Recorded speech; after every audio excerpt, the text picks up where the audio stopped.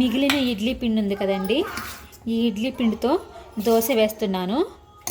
ఈ దోశ కోసం సన్నగా కట్ చేసుకున్న ఆనియన్స్, పచ్చిమిర్చి, జీలకర్ర వేసుకుని అన్నీ వేసుకుని మంచిగా మిక్స్ చేసుకుందాం.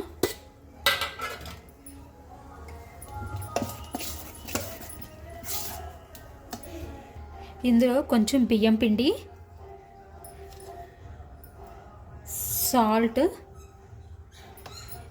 తగినంత వాటర్ పోసుకుని మిక్స్ చేసుకుందాం.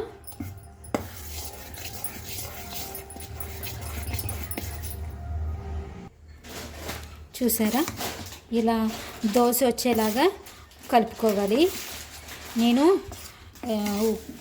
బియ్యం పిండి ఎందుకు వేసానంటే ఇడ్లీ పిండి కదా, పులుపుగా ఉంటుంది, అందుకే కొంచెం బియ్యం పిండి వేసాను. ఇప్పుడు దోశ వేసుకుందాము. పొయ్యి మీద పాన్ పెట్టుకుని ఆయిల్ వేసుకుని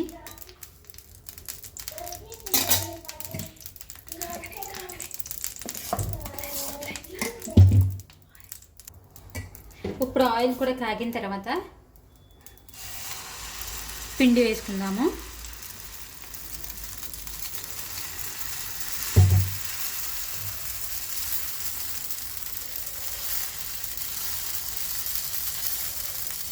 ఇలా పిల్లలకి వేసి పెట్టినా సరే తినేస్తారు.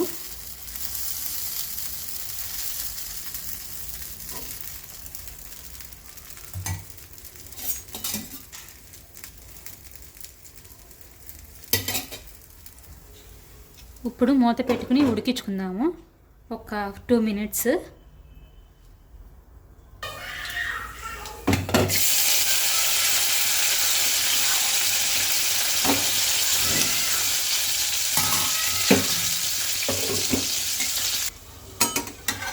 చూసారు కదా, ఇడ్లీ పిండి దోశ రెడీ.